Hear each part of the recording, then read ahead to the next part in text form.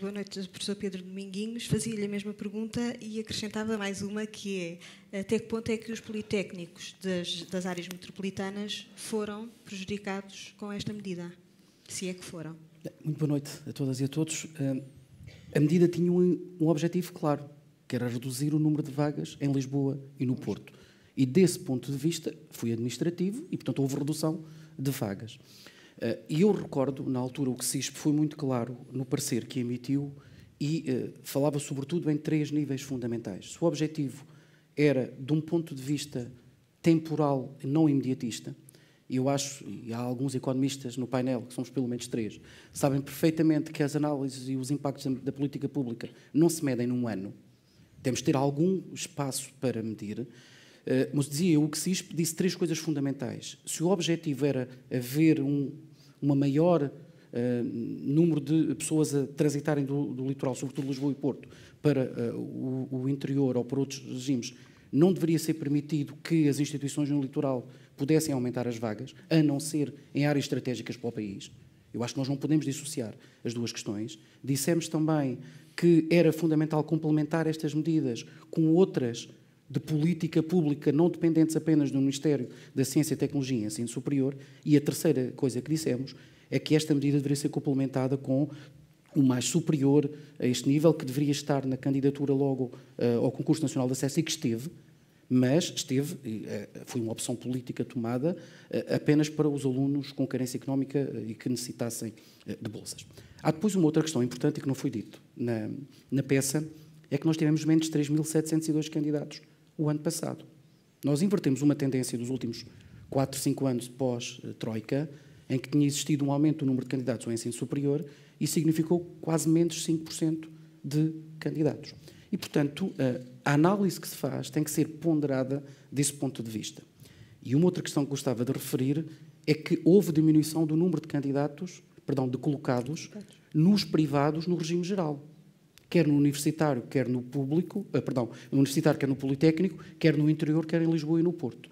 O que houve aumento de candidatos colocados no ensino privado foi nos outros regimes. Maiores de 23, titulares de CETESP, mudança de par curso e instituição.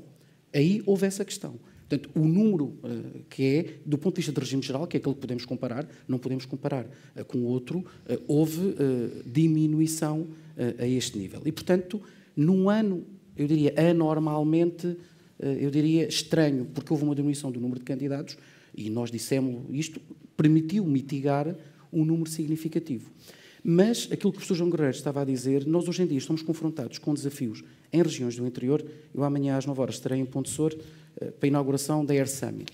Neste momento, Ponte Sor está confrontado com um desafio tremendo, que é a localização de investimento direto estrangeiro, com falta de recursos humanos qualificados em áreas, designadamente aeronáutica, engenharia aeronáutica, manutenção aeronáutica, que não existe uma oferta suficiente na região para dar resposta aos quase 2.000 empregos que vão ser criados num curto espaço de tempo.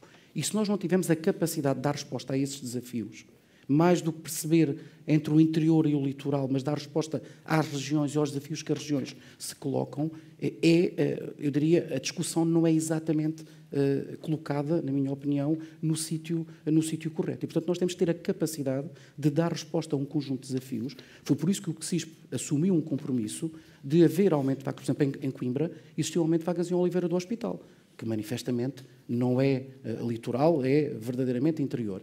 E, portanto, houve um aumento nas áreas das tecnologias de informação e comunicação, porque são áreas estratégicas para o país. Nós temos que ter uma análise mais estratégica, menos administrativa, fazer essa análise. Eu sei que não é fácil.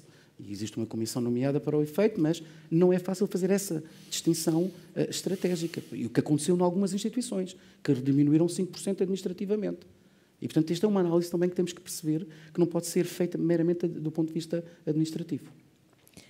Boa noite, professor António Fatinhas Fernandes. Fazia-lhe a mesma pergunta, se existe de facto este desequilíbrio e também se concorda com o professor Pedro Dominguinhos nesta questão de fazer uma análise para lá de só distribuir e redistribuir vagas. Bom, em primeiro lugar, agradeço o convite e cumprimento o auditório. e queria felicitar por um trabalho desta natureza, porque é necessário colocar dados em cima da mesa, indicadores, e tem que ser um processo evolutivo, e acho que os próprios decisores políticos têm que se basear em indicadores e não propriamente em emoções. O Conselho de Reitores, e permitam-me que expresse a opinião do coletivo, não é um assunto unânime. Percebe-se a bondade da medida, percebemos que o país está fortemente congestionado numa faixa de 50 km e onde está a haver um aumento de concentração de pessoas, e é necessário, por outro lado, captar jovens, atrair jovens para zonas mais deprimidas ou com menor pressão demográfica. E percebemos que quer o ensino politécnico, quer o ensino universitário, são âncoras de esperança para estas regiões. Porquê? Porque há uma maior probabilidade de fixação, mas para isso o que é que o Conselho de Reitores considera? Que era necessário fazer um grande debate, por isso lançamos em janeiro a agenda do ensino superior e pensar isto a uma década, dizendo que se nós, nos anos 90, tínhamos 400 mil jovens com 18 anos, estamos em cerca de 120 a 125 mil e vamos passar dentro em breve para 85 mil, algo tem que ser feito para manter esta capacidade, sob pena da desertificação de pessoas em algumas regiões do país. E, portanto, tem que ser aqui enquadrado de uma outra forma e são necessárias medidas complementares. Do género, estar aqui a pensar se teve efeito ou não, é evidente que há instituições que teve efeito, outras teve um efeito menor, outras não teve efeito. Também é difícil medir o impacto, porque no ano passado foi um ano atípico, porque existiam menos 3 mil candidatos, mas é importante aqui que se façam consensos e acordos de base regional. Esta é uma das posições que já assumiu enquanto reitor da UTAD.